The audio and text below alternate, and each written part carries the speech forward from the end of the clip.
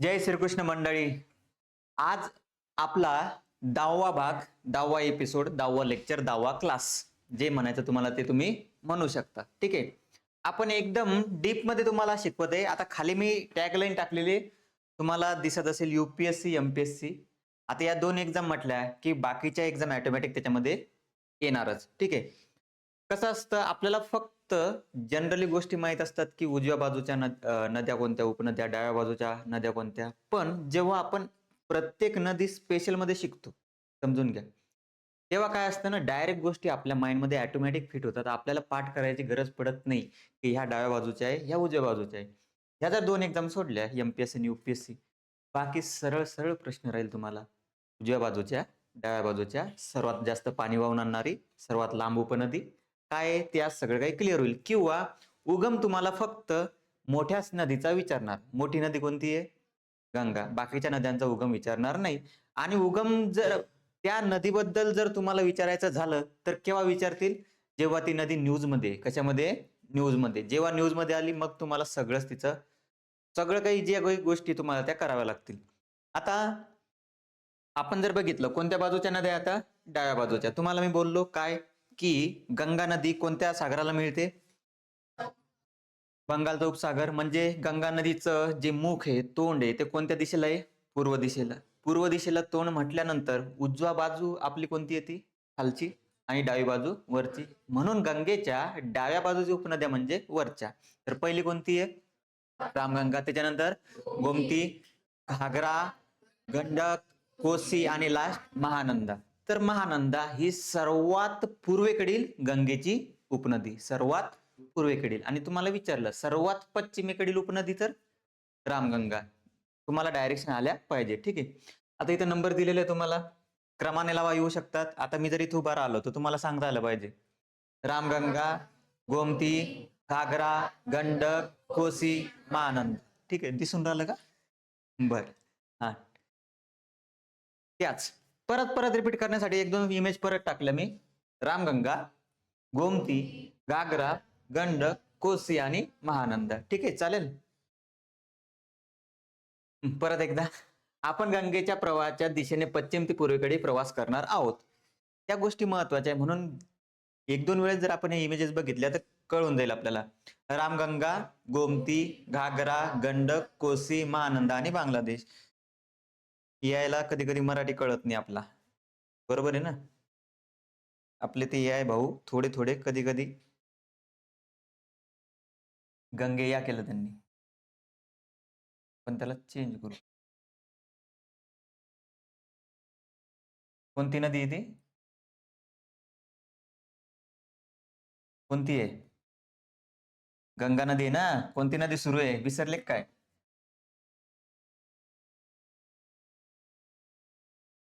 समजून घ्या थोडं. गंगा नदी. ठीक आहे, कळाल्या गोष्टी. परत बघा एकदा. रामगंगा, गोमती, घागरा, गंडक, कोसी, महानंदा आणि बांगलादेश. मग आता समोर जाण्या अगोदर मला एक गोष्ट तुम्ही सांगा, उजव्या बाजूच्या चार उपनद्या कोणत्या? यमुना, सोन, पुनपुन आणि तमसा म्हणा, तामस म्हणा, किंवा इंग्लिशमध्ये त्याला टोन्स म्हणतो आपण, TONS. बर. यमुना नदीच्या उपनद्या चंबळ, बेटवा, केट आणि सिंध. ठीक आहे, म्हणजे तुम्हाला चांगल्या प्रकारे कालचं नॉलेज आलेलं आहे. आणि चंबळच्या उपनद्या आठवतात कोणाला? बनास, काली, काली सिंध आणि पार्वती. तर बनास राजस्थान मधून येते, बरोबर आहे. काली सिंध, पार्वती आणि चंबळ कुठून येतात? मध्य प्रदेश, विंध्य पर्वतरांगा. ठीक आहे, असे भरपूर वेळेस बघितलेले तुम्ही. मेन नदी सांगा, यमुनोत्री कोणत्या ग्लेशियर मधून येते? यमुनोत्री ग्लेशियर कुठून उगम पावते? यमुनोत्री. तिथं एक नाव आहे ना, तुम्हाला सांगितलं होतं मी, दोन्ही नद्या येतात. बंदरपूज. कुठून? बंदरपूज. ठीक आहे, होईल. आता मी नोट्स तयार केलेले आहे, नोट्स तुम्हाला मिळून जातील. ठीक आहे, आता एक एक नदी बघूया आपण. रामगंगा. कोणती? रामगंगा. तिला नाव आहे रामगंगा, म्हणजे तिला एक पौराणिक महत्व असायला पाहिजे. दुधातोली पर्वतरांगा. कुठे आहे? दुधातोली पर्वतरांगा. परत तुम्हाला त्याच गोष्टी रिपीट करतो मी, की एवढ्या डीप मध्ये तुम्हाला स्टडी करण्याची गरज नाही. पण एमपीएससी, यूपीएससी किंवा स्पर्धा परीक्षेचा अभ्यास करताना आपण अभ्यास डीप मधून करायचा. म्हणजे क्वेश्चन आपल्याला कसे वाटले पाहिजे? लाईट, एकदम लाईट वाटले पाहिजे. दुधातोली पर्वतरांगामधून कोणती नदी येते? रामगंगा. ठीक आहे. हिमालयातून उगम पावणारी पहिली महत्वाची डावी उपनदी, हिमालयातून उगम पावणारी. ठीक आहे. ओरिजिन उत्तराखंड. आता ह्या सगळ्या नद्या उत्तराखंड ते गंगा नदी पण कुठून येते? उत्तराखंड मध्येच येते. ठीक आहे. उत्तराखंड आणि उत्तर प्रदेश, तिचा जो प्रवाह आहे तो उत्तराखंड मधून कुठे येते? उत्तर प्रदेश. आणि उत्तराखंड मध्ये एक नॅशनल पार्क आहे, Jim Corbett. Jim Corbett national park. National park म्हणजे राष्ट्रीय उद्यान, ते महत्वाचं आहे. जिम कॉर्बेट बद्दल परत काय सांगू शकता तुम्ही महत्वाचं काय? भारतातील पहिलं नॅशनल पार्क किंवा राष्ट्रीय उद्यान. ठीक आहे. त्याचं नाव पहिलं एक दुसरं नाव होतं त्याच्या अगोदर. हा व्हिडिओ झाला की कमेंट बॉक्स मध्ये मला सांगायचं, युट्यूबवर जेव्हा येईल तेव्हा, जिम कॉर्बेटला सुरुवातीला काय म्हणत होते. ठीक आहे.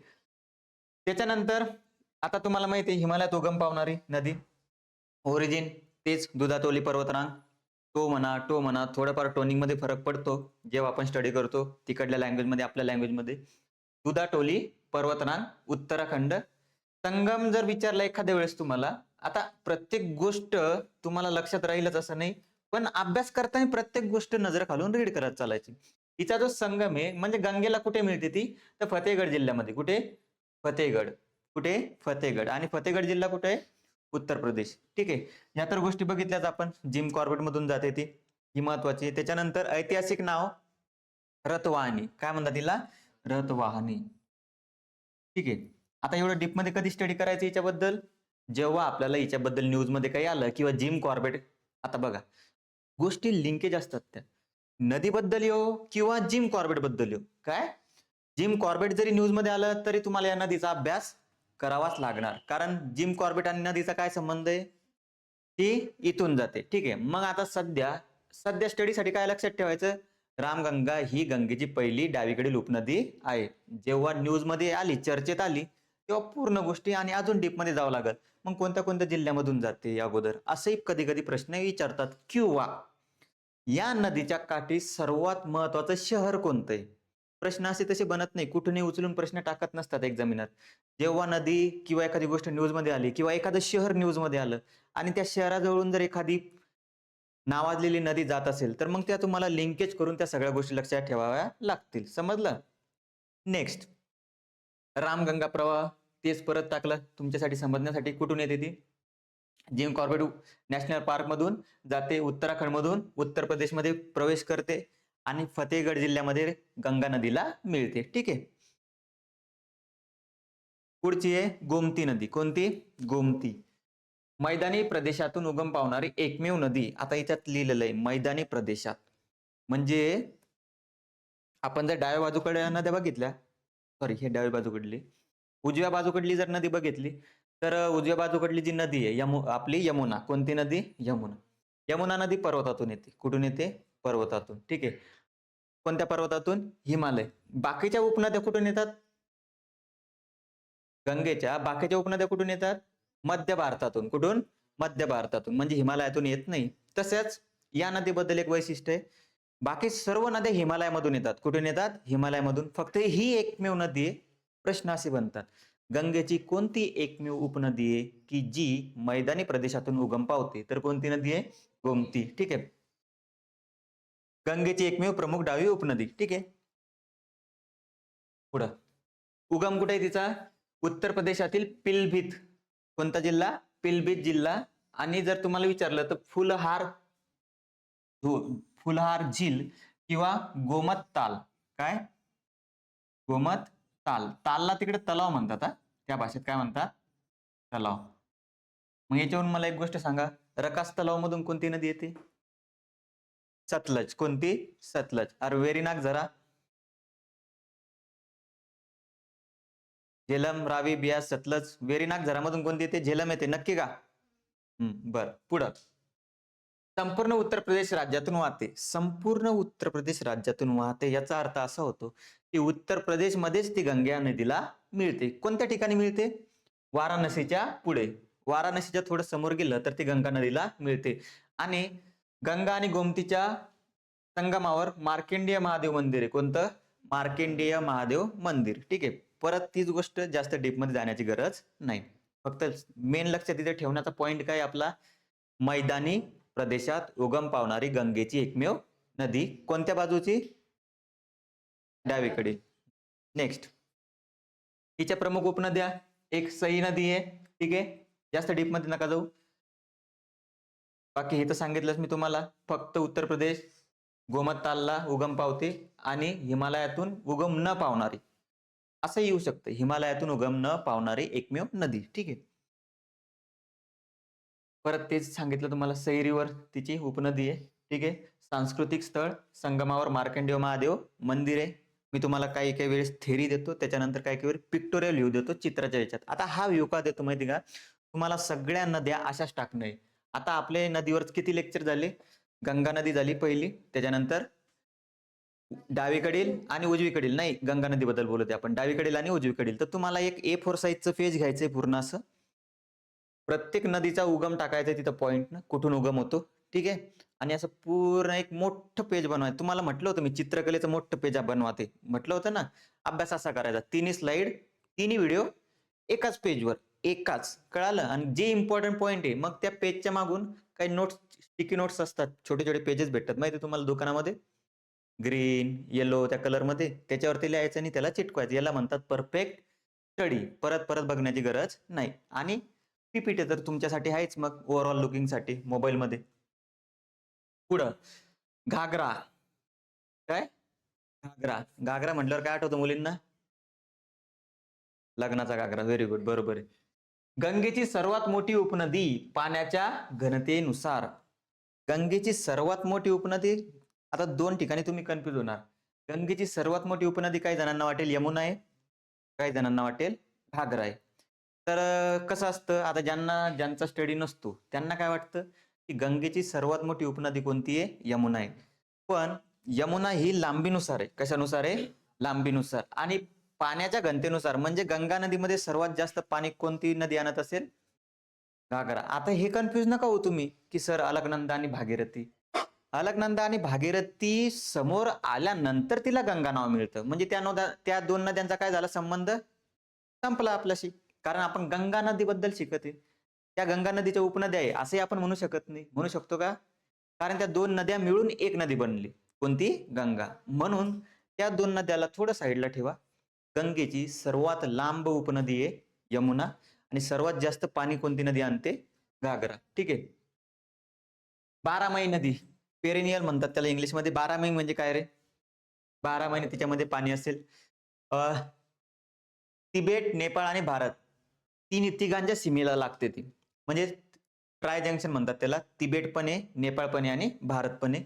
सर्वात मोठी उपनदी पाण्याच्या बाबतीमध्ये, ठीक आहे. आता उगम वगैरे बघूया आपण तिचा. उगम कुठे आहे? तिबेट मधील मानसरोवर. आता घागरा नदी आहे, थोडंसं लक्षात ठेवावं लागेल, कारण जी गोष्ट महत्वाची आहे त्या गोष्टीबद्दल आपल्याला थोडंसं डीप मध्ये. कोणती उपनदी आहे?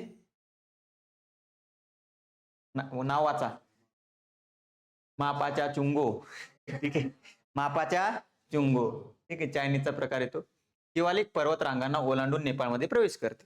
शिवालिक पर्वतरांगा माहिती तुम्हाला, शिकलेले आहे ना आपण. कशा? ट्रान्स हिमालया, त्याच्यानंतर ग्रेटर हिमालय हिमाद्री, त्याच्यानंतर लेझर हिमालया हिमाचल किंवा लघु हिमालय, त्याच्या खाली काय? शिवालिक. माहिती आहे ना त्या तो क्रम? ते शिवालिक मधून म्हणजे सर्वात खालच्या हिमालयामधून येते ती. येथे ती दोन शाखांमध्ये विभागली जाते. आता हे जे काय आहे ते सांगतो मी तुम्हाला, फक्त एवढं लक्षात ठेवा. बिहार मधील रेवलगंज इथे गंगा नदीला मिळते. आता याच्यात डीपली काय लक्षात ठेवायचं की एखादा जर प्रश्न आला तुम्हाला, बिहारमध्ये गंगा नदीला मिळणारी नदी कोणती? एवढा डीप नाही येणार की रेवलगंज मध्ये मिळते म्हणून, सिंपल येईल. बिहारमध्ये गंगा नदीला मिळणारी गंगा नदीची उपनदी कोणती आहे? तर कोणती आहे? घागरा. आता एक कोरियाला आणि गिरवा काय आहे? पुढच्या स्लाइडवर एक बघू द्या मला एकदा. हा, अरे इथंच, सॉरी. काय आहे ना, शिवालिक पर्वतरांगामध्ये तिला दोन फाटे फुटतात घागरा नदीला. किती? दोन. कोणते कोणते? कोरियाला आणि गिरवा. आणि पुन्हा समोर भारत नेपाळ सीमेवर पुन्हा एक होतात ते. त्या दोन्ही नद्या काय होतात? एक. आणि परत घागरा नदी, घागरा नदी अशी परत भारतामध्ये तिला नाव, म्हणजे या दोन नद्यांचं नाव परत काय पाडतो आपण?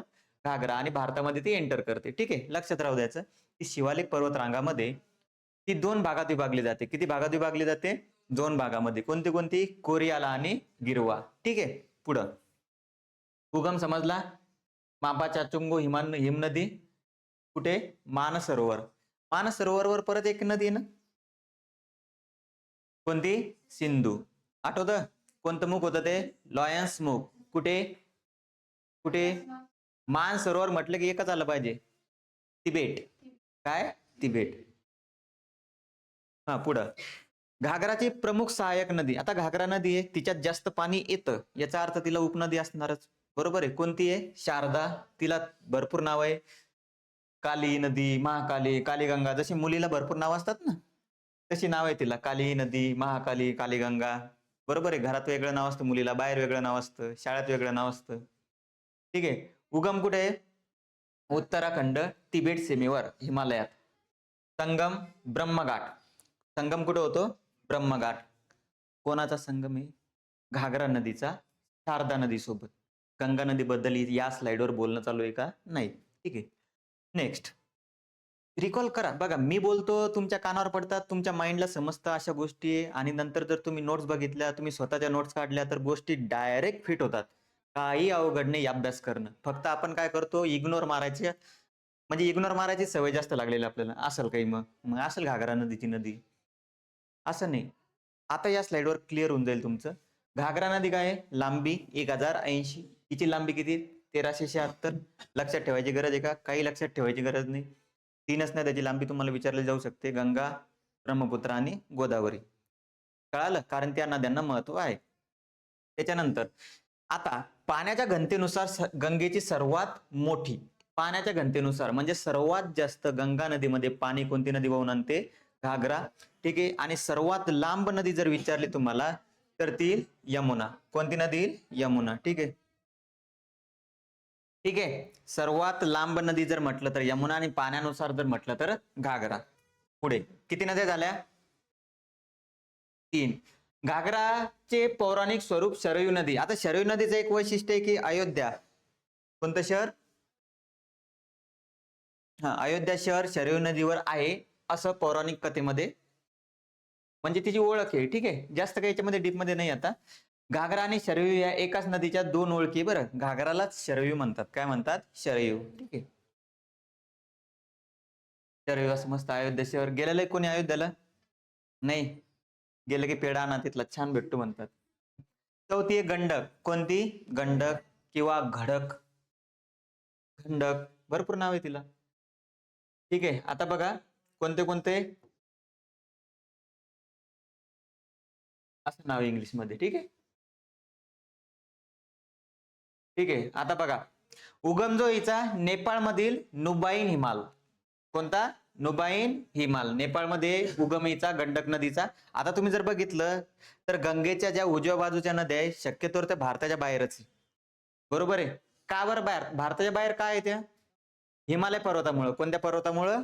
हिमालय पर्वत. हिमालय पर्वतामुळं ज्या काही आपण पार्ट बघितलेले, ग्रेटर हिमालय, लेझर हिमालय, शिवालिक, 2 नंबरच्या व्हिडिओमध्ये बघितलेले आपण, तिथून त्या सर्व नद्या येतात. तर या नदीचा उगम कुठे?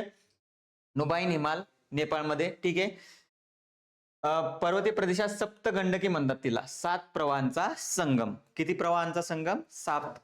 सप्तगंडकी, हिला सप्तगंडकी म्हणतात. आणि एक समोर नदी आहे कोसी, माहिती ना, तिला सप्तकोसी म्हणतात. याच्यात कन्फ्युज होऊ नका, आहे पुढं. ठीक आहे. ही एक प्रमुख आंतरसीमा नदी आहे, जी नेपाळ आणि भारतामधून वाहते. एका याच्यामधून दुसऱ्यामध्ये जाते, तर त्याला आंतरसीमा नदी म्हणतात. एका देशामधून दुसऱ्या देशामध्ये. कुठून कुठं वाहते ती? नेपाळमधून भारतामध्ये. आणि ती पण गंगा नदी सारखे असे सर्पाकृती मिंडर्स तयार करते. काय तयार करते? वळणे, सर्पाकृती वळणे, मैदानी प्रदेशात आल्यावर. आता हे सर्पाकृती वळणे कुठे होतात? मैदानी प्रदेशात. कुठे होतात? मैदानी प्रदेशात. ठीक आहे. संगम बिहार. हिचा पण संगम कुठे? बिहार.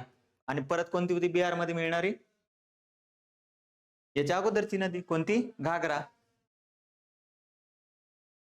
त्याच्यानंतर परत तेच आहे, भारतात प्रवेश कुठे करते ती? उत्तर प्रदेश आणि बिहार मधून. तराई. आता तराई आणि भांगर काय आहे या गोष्टी तुम्हाला पुढे कळतील.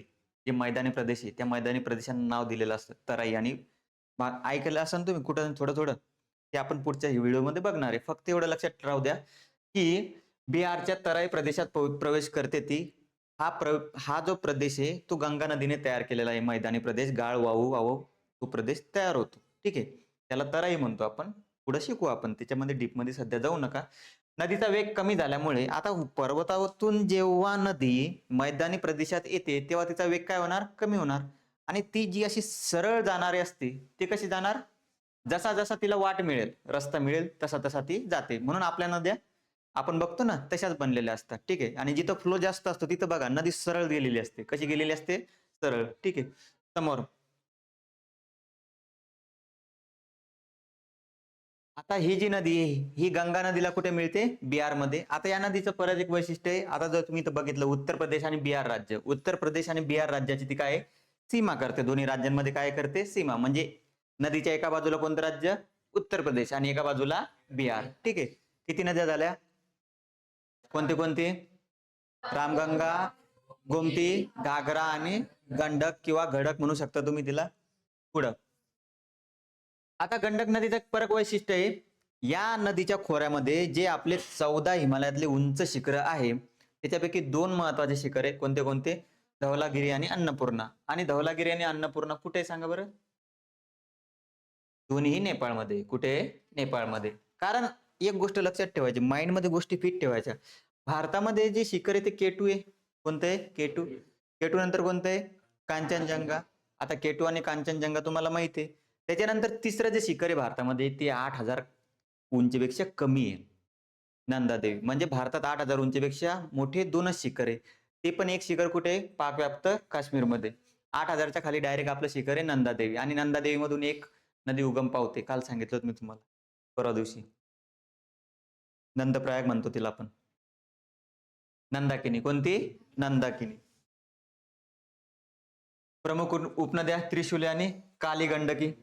अशा भरपूर गोष्टी आहे बरं, डीप मध्ये गेलो तर आपण. हे असे पूर्ण त्याच्यामध्ये उंच शिखर आहेत, त्याच गोष्टी आहे परत परत.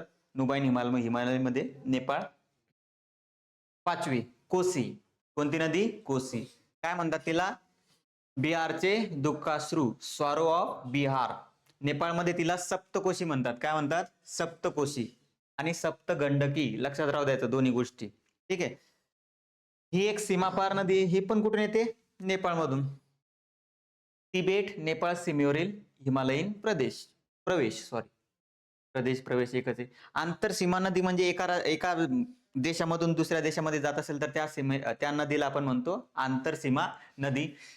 उगम कुठे आहे, तिबेट नेपाळ सीमेवरील हिमालयातून. वरच्या भागातील नाव सप्तकोशी. ठीक आहे. कारण ती 7 मुख्य प्रवाहाच्या संगमातून बनते. वरच्या भागाचं नाव. भारतात आल्यावर काय म्हणतात तिला, कोसी. बिहारचे दुःखाश्रू काय आहे ते बघू आपण आता. ही नदी हिमालयातून प्रचंड प्रमाणात गाळ वाहून आणते. आता प्रचंड प्रमाणात गाळ वाहून आणते आणि काय करते, ती वारंवार आपला मार्ग बदलते. वारंवार मार्ग. समजा आता एक गाव आहे, आता समजा ती पहिले गावाच्या खालून वाहत असेल, आता ती प्रचंड गाळ आता उंचावरून येते ती, बरोबर आहे. आता तुम्ही जर बघितली इथं स्टिफनेस आहे. काय आहे स्टिफनेस म्हणजे, कसं, ग्रेटर हिमालय आहे. कोणता हिमालय, ग्रेटर. ग्रेटर नंतर कोणता आहे, ट्रान्स. क्या बस, कोणता आहे, लेझर हिमालया. लघु हिमालया. कोणता, लघु. आणि लघु नंतर कोणता आहे, शिवालिक. तर तुम्ही जर तिबेटचा भाग बघितला तर तो कोणत्या हिमालयामध्ये येतो, तो लघु हिमालयाच्या जवळपास येतो. कोणत्या हिमालयामध्ये, लघु. म्हणजे इथून ती जेव्हा मैदानी प्रदेशात प्रवेश करते तेव्हा पूर्ण भयानक तो गाळ वगैरे जे छोटे छोटे दगड असतात ते वाहून आणते. आणि तिचं जे पात्र आहे ते नेहमी बदलत असतं, सरळ सरळ.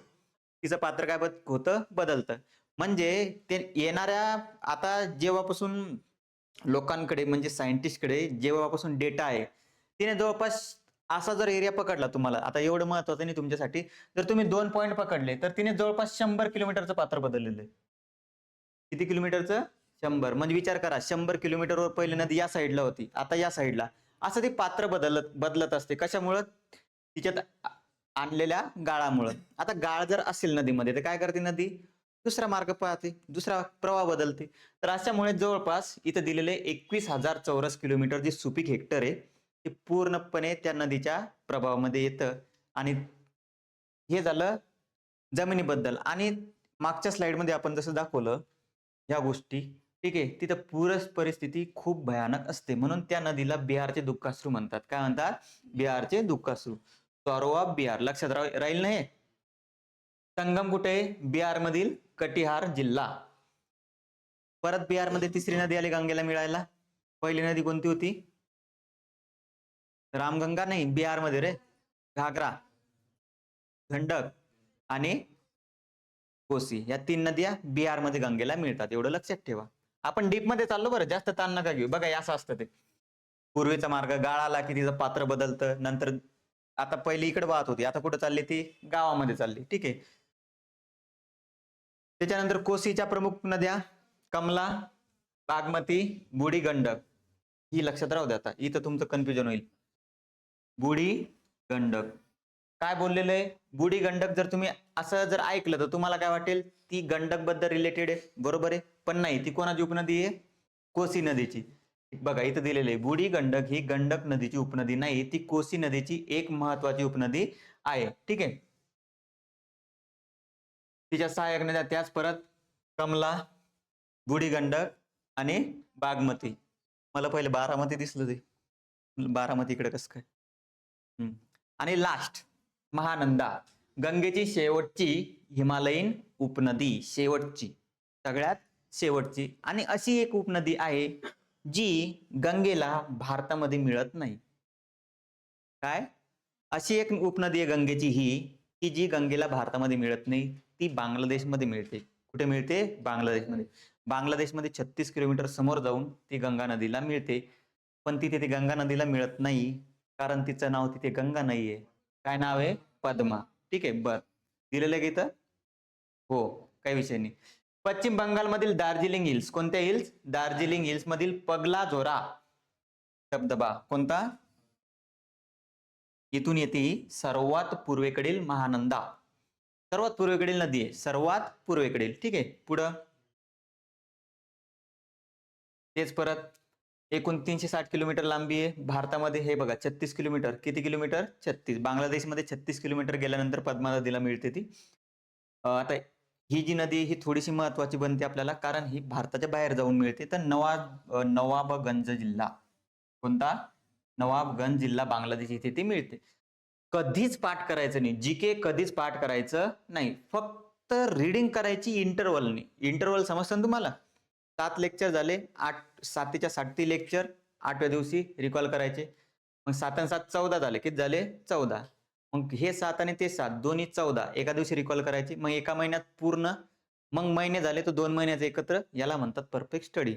मग तुम्हाला एक दिवस फक्त रिव्हिजनसाठी ठेवावा लागेल, कोणताही एक दिवस. ठीक आहे. पुढं उगम कुठे हिचा? पगला झोरा, बरोबर. लास्ट प्रवाह पश्चिम बंगालमधून, बिहारमधून वाहत जाऊन कुठे जाते? बांगलादेशमध्ये. ठीक आहे. बांगलादेशमधील नवाबगंज जिल्ह्यात मिळते, तीच आहे. आता आपण सुरुवात करू एकदा परत. सुरुवात कुठून केली होती आपण? रामगंगा, त्याच्यानंतर गोमती, बोला पुढं, घागरा, गंडक, कोसी आणि महानंदा. ठीक आहे. शेवटपर्यंत पोहोचलेलो आहे आपण. इथे गंगा नदी बद्दल आपलं सगळं काही क्लिअर झालेलं आहे. एकदा थोडक्यात 5 मिनिटात आपण बघूया. गंगा नदीचा उगम कुठे होतो? गंगोत्री. तिथे तिला नाव काय आहे? भागीरथी का अलकनंदा आहे? भागीरथी. ठीक आहे. अलकनंदा कुठून येते? बद्रीनाथ. अलकनंदाला 5 प्रयाग होतात. 5वा प्रयाग कोणता आहे? देवप्रयाग. देवप्रयाग मध्ये त्या नदीला अलकनंदा आणि भागीरथी, देवप्रयागला आल्यानंतर तिला नाव मिळतं गंगा. जास्त डीप मध्ये नको आता. गंगाच्या उजव्या बाजूच्या उपनद्या यमुना, सोन, पुनपुन, तामस किंवा तमसा. यमुना नदीच्या उपनद्या चंबळ, बेटवा, केन आणि सिंध. आणि चंबळ नदीच्या बनास, काली, सिंध, पार्वती. ठीक आहे. म्हणजे भरपूर काही तुमचं क्लिअर झालेलं आहे. उजव्या बाजूच्या नद्या रामगंगा, गोमती, गंडग्रा, गंडक, कोसी आणि महानदी. म्हणजे जवळपास गंगा नदीचं सगळं काही क्लिअर झालेलं आहे. हा राहतो फायदा. आता जर मी तुम्हाला पहिल्या दिवशी शिकवलं असतं की ह्या गंगेच्या उपनद्या आहे, ह्या डाव्या बाजूच्या, तुम्हाला काहीच आलं नसतं.